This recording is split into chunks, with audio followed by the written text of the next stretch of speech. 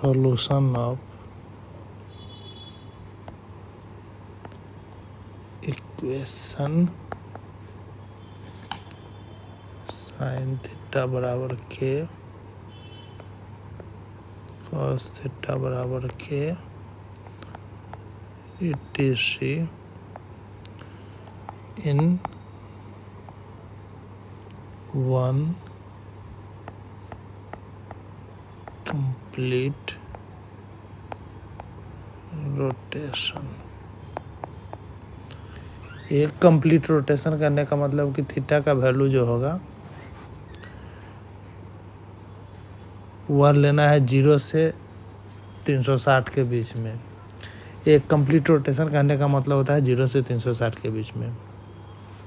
Sine theta बराबर कोई number दिए हुए हैं, कॉस थीटा बराबर कोई नंबर दिए हुए हैं, तो 0 से 360 के बीच में अगर हम लोग देखेंगे तो किसी भी कोई भी ट्रिकोनोमेट्रिकल इक्वेशन इस फॉर्म में रहेगा तो उसका 2 सॉल्यूशन होगा। तो दोनों सॉल्यूशन को किस तरीके से लिखना है, क्या करना है, तो उसके लिए हम लोग वर्किंग रूल यूज करेंगे और वर्किंग रूल के आधार पर साइन थीटा बराबर के, कॉस थीटा बराबर के, टेन थीटा बराबर के कोई भी रहेगा इक्वेशन, उसका सॉल्यूशन एक कंप्लीट रोटेशन में निकालेंगे, मतलब 0 से 360 डिग्री के बीच में निकालेंगे। ठीक है, तो उसके लिए हम लोग वर्किंग रूल देखेंगे, स्पेशल रूल देखेंगे और उसके अनुसार हम लोग सॉल्व करेंगे। तो एक कंप्लीट रोटेशन में ऐसे इक्वेशन को हम लोग सॉल्व कर पाएंगे। Working rule,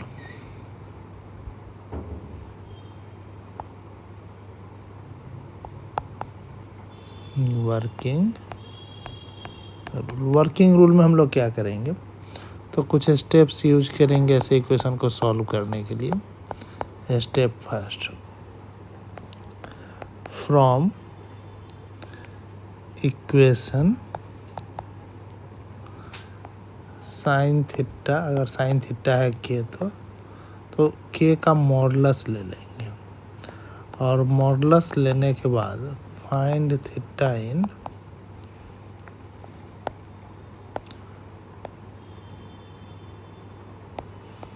first quadrant. Theta का वैल्यू क्या करेंगे कि फर्स्ट क्वाड्रेंट में निकाल देंगे। स्टेप सेकेंड में क्या करेंगे,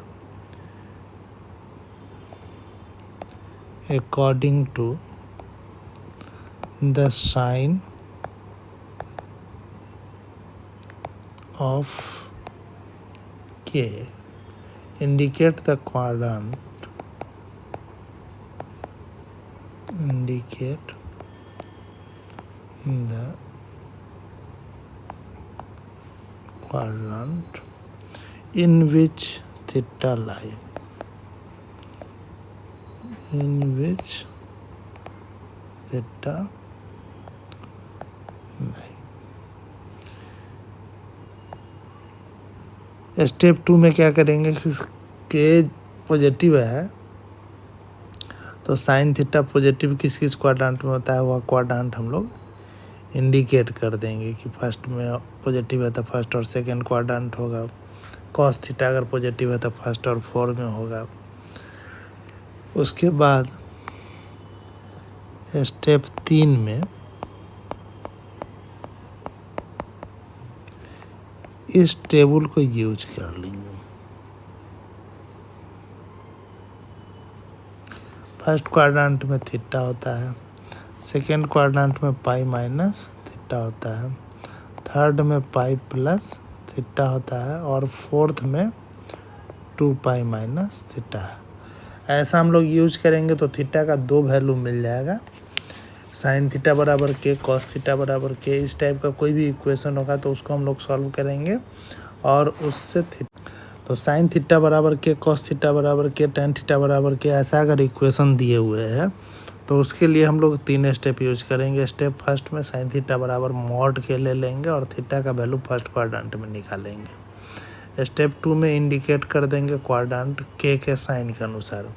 के अगर पॉजिटिव है तो sine theta positive, sine theta positive मतलब 2 क्वाड्रेंट होगा फर्स्ट और सेकेंड, तो 2 क्वाड्रेंट इंडिकेट कर देंगे। तो एक कंप्लीट रोटेशन में हमेशा साइन थीटा बराबर के, कॉस थीटा बराबर के, टेन थीटा बराबर के किसी का भी देखेंगे तो 2 वैल्यू मिलेगा, वह इंडिकेट करेंगे। और इंडिकेट करने के बाद एंगल डिफरेंट क्वाड्रेंट में जो लिखने का पैटर्न है वह क्या है, फर्स्ट क्वाड्रेंट में एंगल थीटा लिखाता है, सेकेंड में पाई माइनस थीटा, थर्ड में पाई प्लस थीटा और फोर्थ में 2 पाई माइनस थीटा। इसको हम लोग यूज कर देंगे तो हमको सॉल्यूशन मिल जाएगा। इसको एग्जाम्पल से हम लोग अच्छा से समझते हैं। एग्जाम्पल, सॉल्व tan थीटा बराबर -√3 इन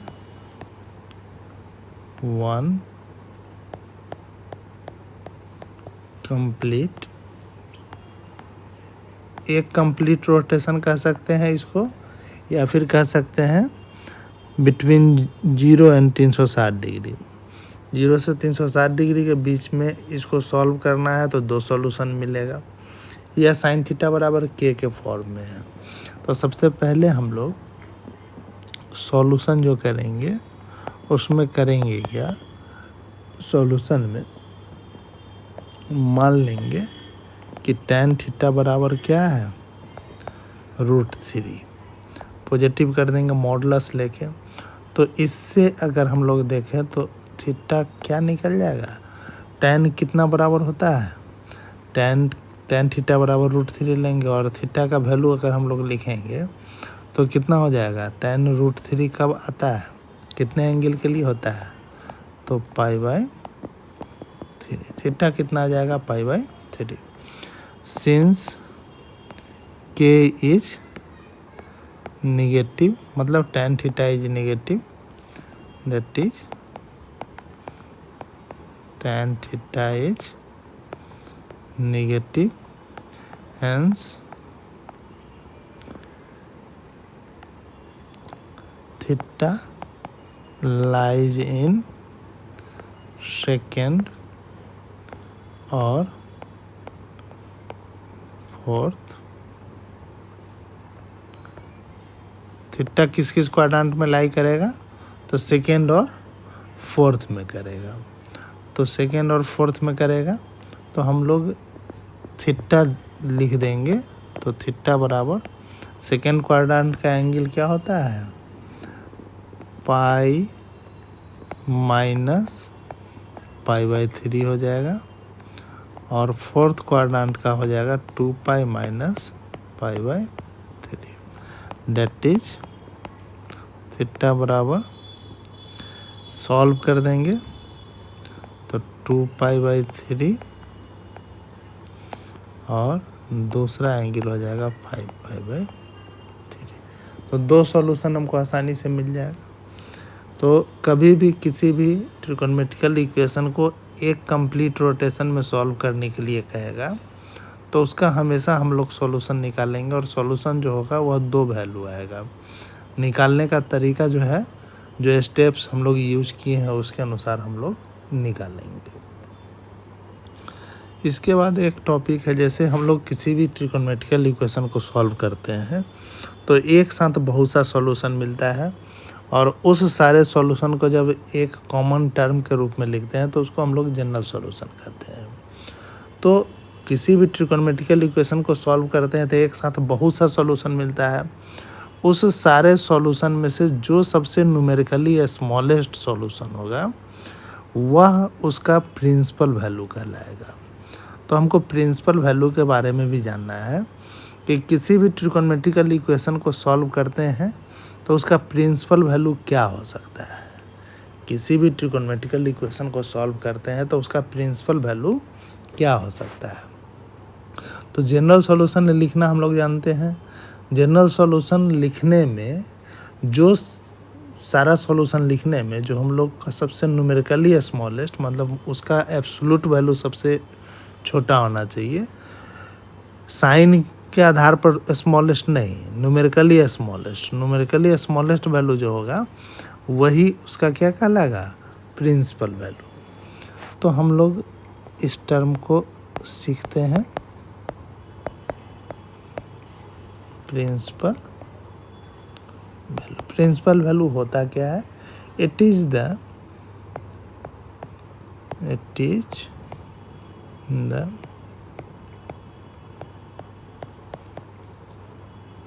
numerically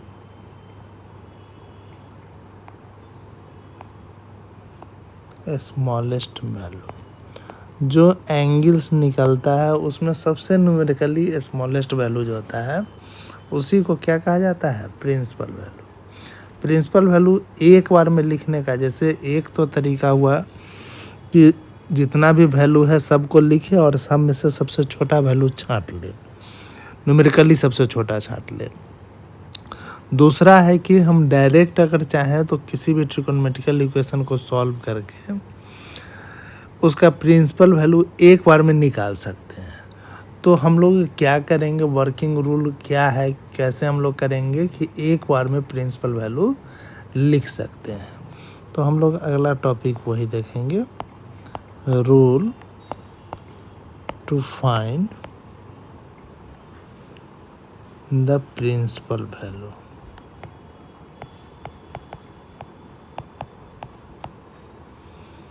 प्रिंसिपल वैल्यू निकालने का क्या रूल होता है, कैसे हम लोग निकालते हैं, तो कुछ स्टेप्स यूज करेंगे और प्रिंसिपल वैल्यू लिखेंगे। स्टेप फर्स्ट, सबसे पहला अगर हम लोग देखें तो करेंगे, जो इक्वेशन दिया हुआ रहेगा उससे from given equation right, theta में अगर है तो थीटा इन फर्स्ट क्वाड्रेंट, अगर थीटा में है तो थीटा को सबसे पहले फर्स्ट क्वाड्रेंट में निकालेंगे मॉडुलस लेके। स्टेप टू में क्या करेंगे,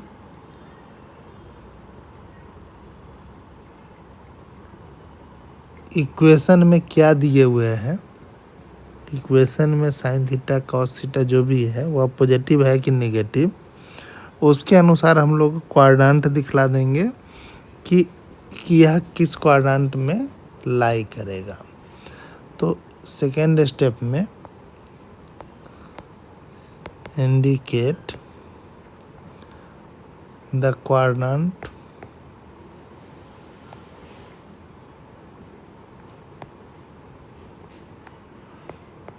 in which theta lies। सबसे पहले हम लोग थीटा निकालेंगे फर्स्ट क्वाड्रेंट में, उसके बाद इंडिकेट कर देंगे क्वाड्रेंट जिसमें थीटा लाई कर रहा हो, ठीक है। और स्टेप 3 में इस टेबल को यूज कर लेंगे प्रिंसिपल वैल्यू के लिए।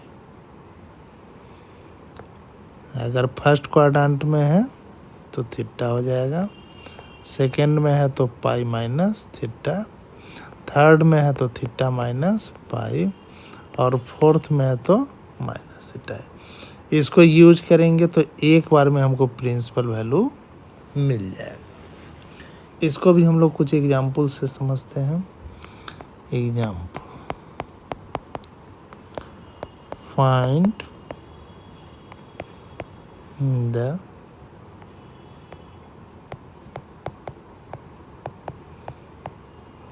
प्रिंसिपल वैल्यू, शॉर्ट में इसको ऐसे करके पी भी लिख सकते हैं, प्रिंसिपल वैल्यू ऑफ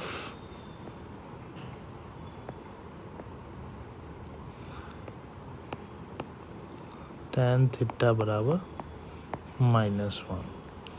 इसका हमको प्रिंसिपल वैल्यू tan थीटा बराबर -1 का प्रिंसिपल वैल्यू निकालना है। तो निकालने के लिए हम लोग क्या करेंगे, तो सबसे पहले सॉल्यूशन में हम लोग क्या करेंगे, व्हेन tan थीटा बराबर 1, पॉजिटिव लेके थीटा फर्स्ट क्वाड्रेंट में निकाल देंगे तो यह π/4 निकल जाएगा। फिर हम लोग देखेंगे कि since tan theta is negative that is theta lies in negative है तो किस किस क्वाड्रेंट में लाई करेगा, तो सेकेंड और फोर्थ क्वाड्रेंट। थीटा लाई करेगा सेकेंड और फोर्थ क्वाड्रेंट में, तो उसको दिखला देंगे इसमें या इसमें, इस दोनों में लाई करेगा।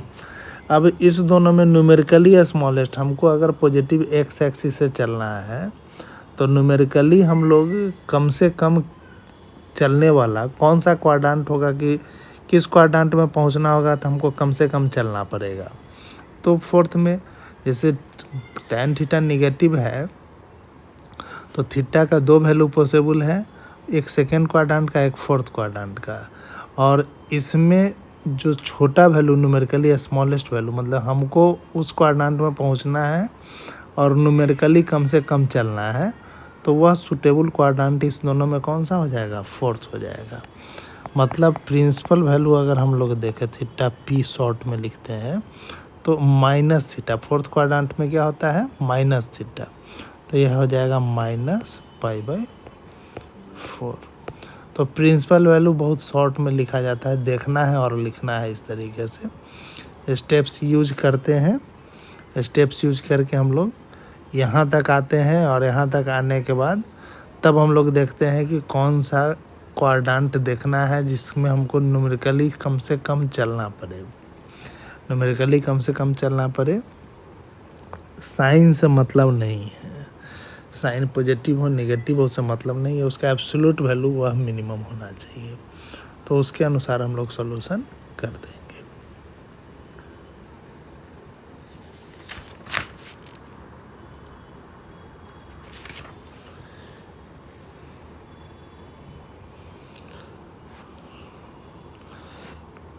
एक क्वेश्चन ऐसा भी आता है,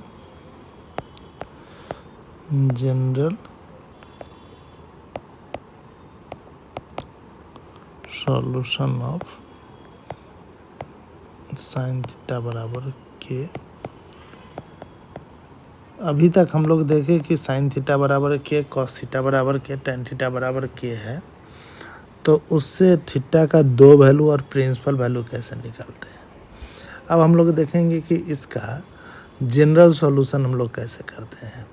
तो जनरल सॉल्यूशन करने के लिए हम लोग करते क्या है, तो सबसे पहला काम कि जैसे साइन थीटा इसका वर्किंग रूल अगर हम लोग देखें तो वर्किंग रूल में करेंगे क्या,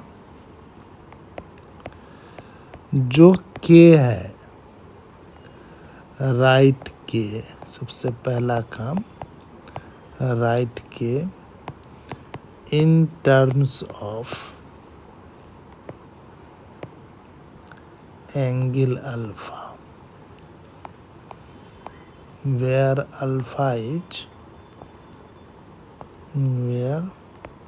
alpha is the principal value. यहाँ पर अल्फा क्या होगा, प्रिंसिपल वैल्यू होगा।